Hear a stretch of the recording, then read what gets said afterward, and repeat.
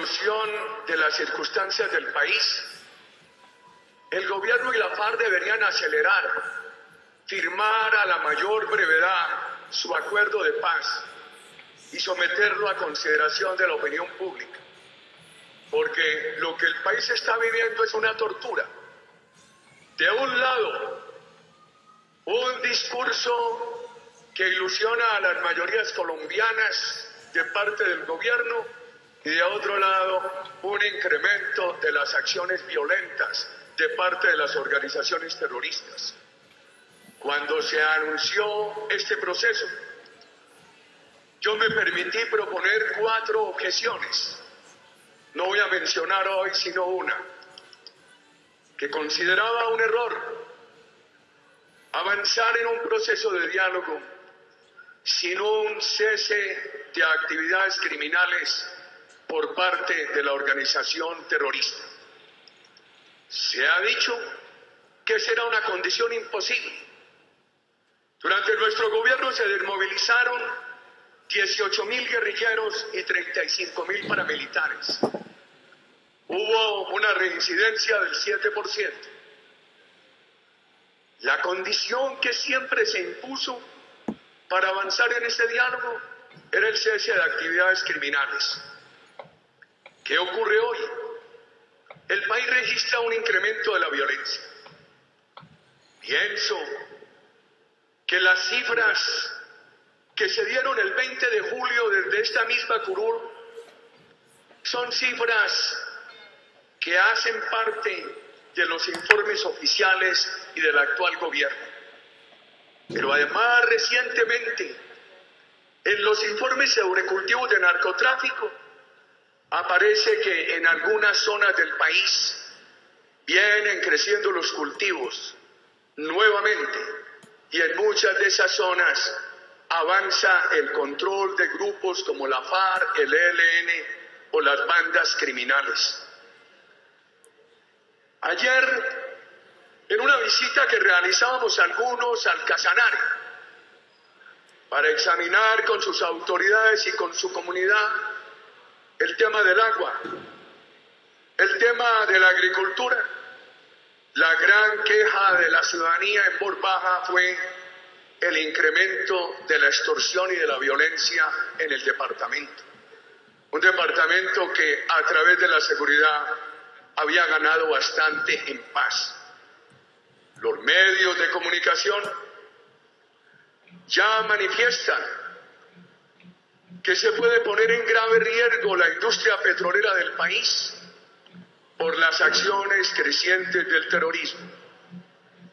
Hay una grave afectación a la tranquilidad de los ciudadanos y a la vida económica del país.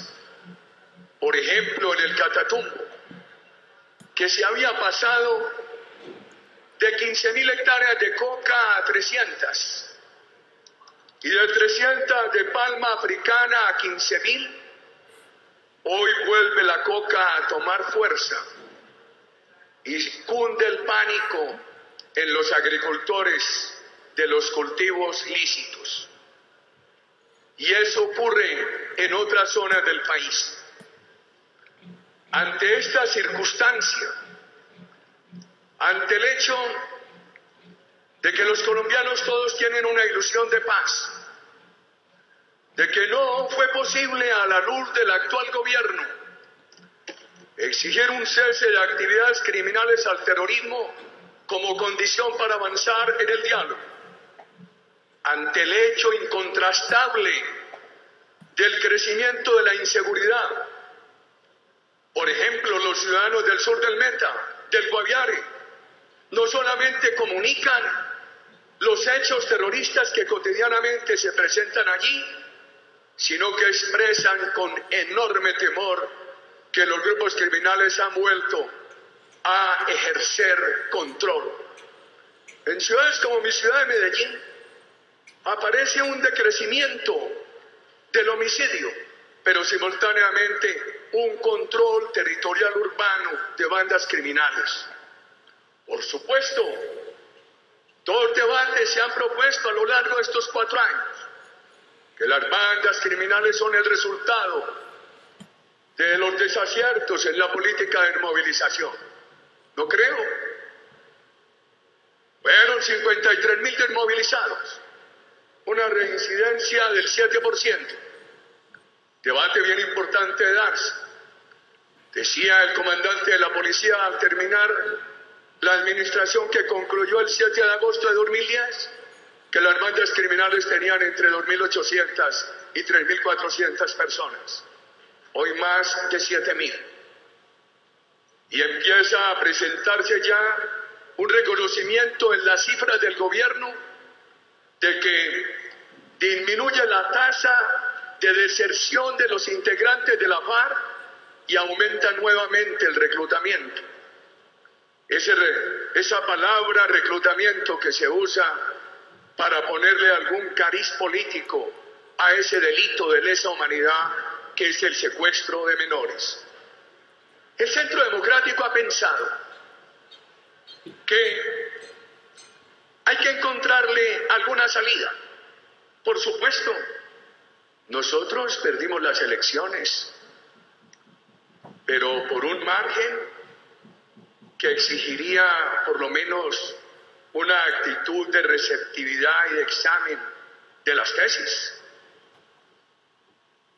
Entonces, lo que estamos diciendo es, si no tiene cabida en la concepción del gobierno, exigir un cese de actividades criminales por parte del grupo terrorista que dialoga con el gobierno como condición para mantener ese diálogo.